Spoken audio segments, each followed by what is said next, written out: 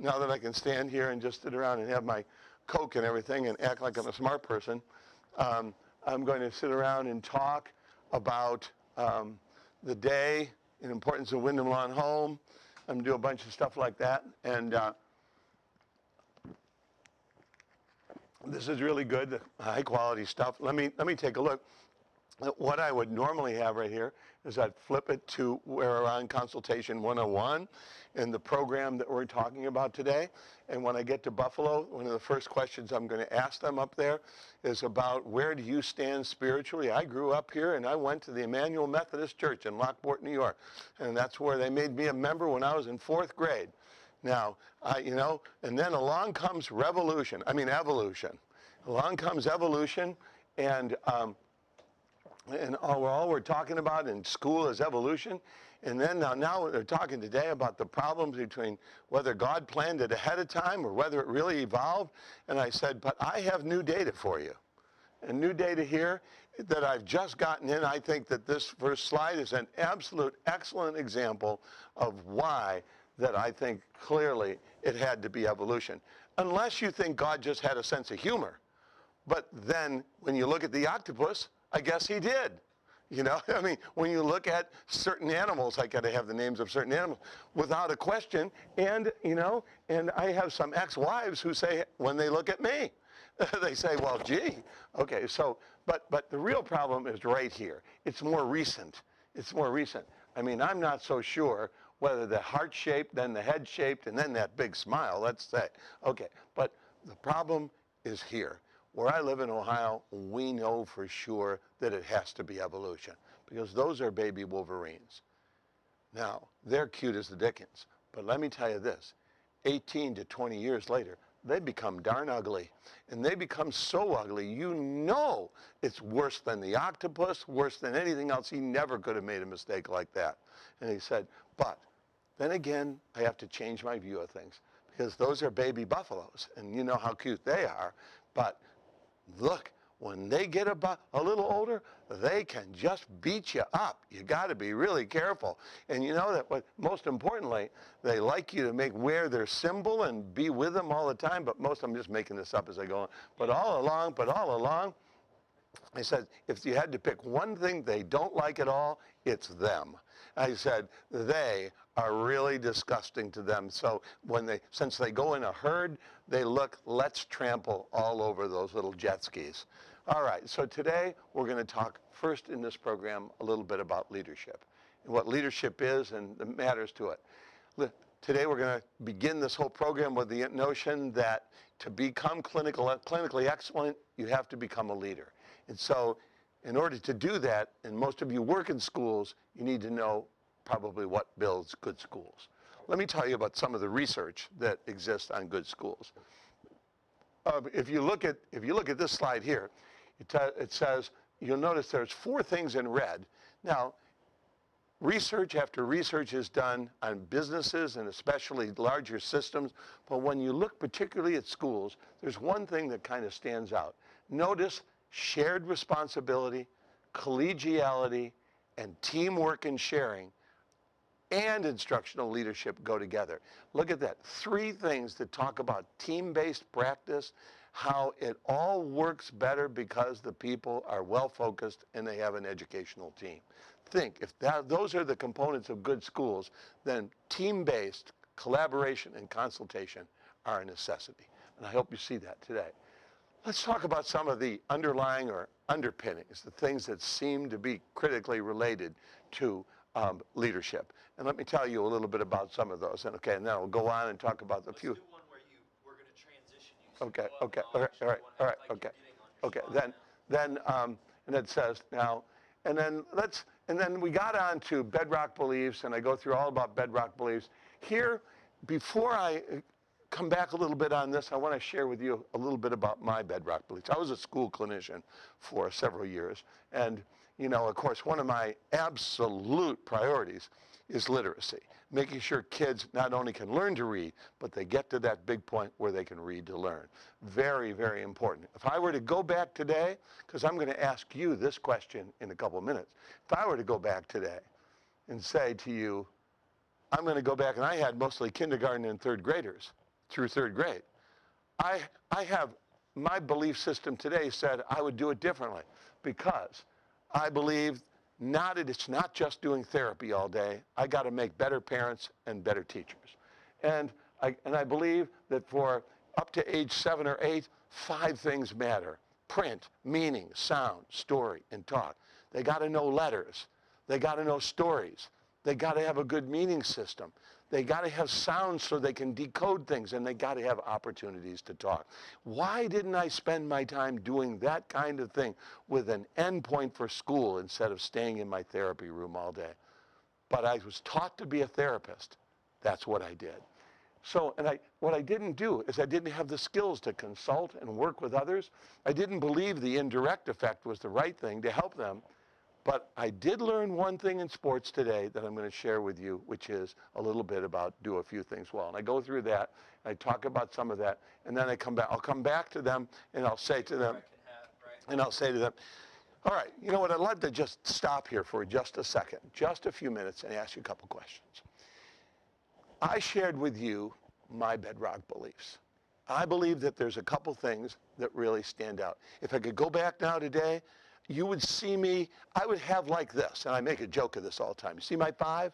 Print, meaning, sound, story, talk. That's what I would be all about, and that's all parents would hear about. That's all teachers would hear about, because it would make these kids better in school. Now, I tried to actually get them, the Mickey Mouse Club people, you know, and the people in Disneyland to do this, to have the 5 things like this, but they reminded me, Mickey Mouse only has 4. So I said, what am I going to drop? I don't know. So I went back to the 5 ways of doing things. Can you share, any of you have any ideas if you had to pick your bedrock beliefs, 1 or 2 things that you like stand on that are yours? Anybody? Anything? Oh yeah, what okay. That's it. Absolutely, absolutely. Like, every bit of research we do on this says great listening skills matter more than anything else. If you're going to build a good relationship, if you're going to collaborate, you got to stop telling, and obviously you have to really perfect your listening skills. Oh yeah, one more. Let me, before we go on. Oh, okay, that's absolutely right. In other words, you know, let's just, like, I loved what you said. If it doesn't work in school, then why do it? That's an absolutely excellent point. So let's take a look, since we've talked about bedrock beliefs a little bit, let's talk about my last one here on what's doing a few things well, what it means. And then I'll go through the doing a few things well things, and do a few things well things here. And I said, they like this one, of course. And one of the things is, and I says, and then of course there's this one. And of course you're wondering what that is. That's a cat box. But to me, it's put a system in place that works when you're not there. And that's what's wrong. Our kids come to therapy, and then they leave, and nothing happens to the time they come back to therapy. And the last thing, I learned this from Steve Griffin, one of the people I work with in Columbus. I mean, he loves this saying, but he has more data than anybody else. And he loves this saying, in God we trust, all others need data. I mean, the bottom line is he has, for what he does in his school system, lots of data to prove that his phonological awareness systems help kids read, and they read better than the other kids. And you know what? When you got the data, no one can argue with you. So I said a few things done well are these things right here. And let's talk about one other person that might mean something in your life. And that's our friend Charles Van Riper, the founder and father of this field. He had a few bedrock beliefs that I would share to you right here. And then in Van Riper's bedrock beliefs, but now watch this. Let's talk a little bit about what good consultants do and how they lead. First of all, good consultants try to get the big picture. I mean, if you're going to be good before you start in and you start listening to others, you ought to start figuring out why are you there and what are you trying to do with this consultation process. Becoming an effective consultation, then I go through the slide a little bit like this, is this. If you're going to get the big picture, and you're going to go fishing in Canada, by the way, that's where you go. And actually, right up here, you see where I'm pointing right over here? Right there? That's exactly where all the walleye are, right there. And then, yeah. And then I go through this one, and I said, and then there's problem solving. You know, you don't have to be Einstein to be a good problem solver, but some problems are real. Like when we go to Canada, right there, guess who's coming to dinner? We took that picture there. You do not want to be outside when they're hungry. And so let me tell you a little bit about the problem-solving process and some of the skills, and let's talk about consultation. Now, you see that gentleman right there? He is a good collaborator. He likes to work with other people. But he works with my friend Lou out in California, who works at California State University, Monterey Bay. And I first heard his definition of collaboration, which is an unnatural act performed by two consenting adults. And that day, then he called it, he used the term, he says, what people call it is co-blaboration. They talk about it, but they don't do it. Now, my view is why. Why do we do that? The expert that you see on that screen says why. Well, my view there is number 1 to 5 is it gives you these 5 things. Then it gives you these things here. He said, but watch. So you can conclude this. Collaboration is a powerful gift. Good consultants pay attention and focus clearly in on the important stuff. They share perspectives. They share perspectives. They share common goals. They listen, and that's one of their strongest things that they do. They are also, and there's Lou and my wife Susie, and they also have some other great characteristics too. They come up with good ideas, and sometimes even the bozo thinks of 1 or 2. But they empower others. They work out how to make people able to do things they don't think they know how to do. They forge good relationships, and I mean they enjoy the process of building that thing. They build bridges to other people, and that is absolutely critical. If you're going to build a welcoming team, it's all about going to them. And they forge good, long-lasting friendships with immensely high-quality people, such as these ones on the screen, which you know right there are Eddie, Wally, and of course the beaver. And I said, they're looking a little older than when I first knew them, but they're still together. Now, and they also forge relationships with people, they try to build blah, blah, blah. And look, they're not afraid. They're not afraid. They take risks. Hey, I think I'm getting low on battery. Okay. Come on, let's Louis. do a closing so we can, like, Okay. one, go have your intro. Come on, Louis. No, okay, now I'm going to go on. I love that. I love that one, too.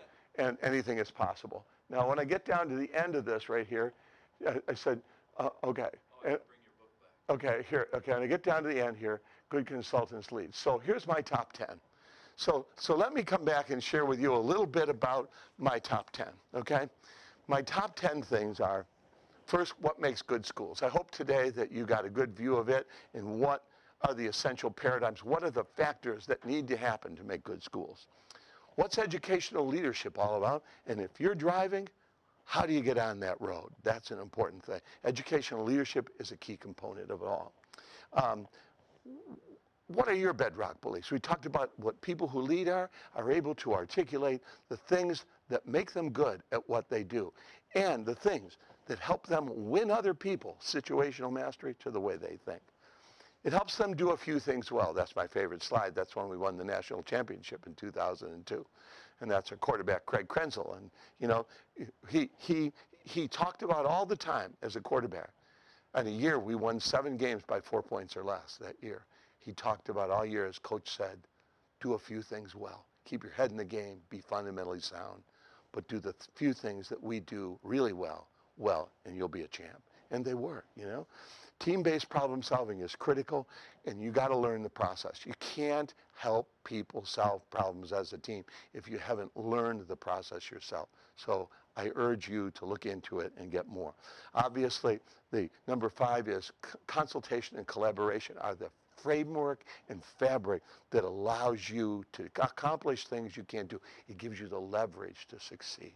And he says, and know the importance of quality. That's a picture of R. Edwards Deming, the most famous quality engineer this country ever knew. He is the one after World War II that we told to go into Japan and help them rebuild their industry. He did a pretty good job, didn't he? And he says the Deming model for quality is known today as number 1. Number 3, know your child's world and your student's world. Most importantly, build strong contextual knowledge. Understand change and change processes. I urge everybody I work with, and I urge especially my students, to read this book that I told you about today, because it gives you a whole bunch of ideas of what you need to do to help people change. And then the number 1 thing,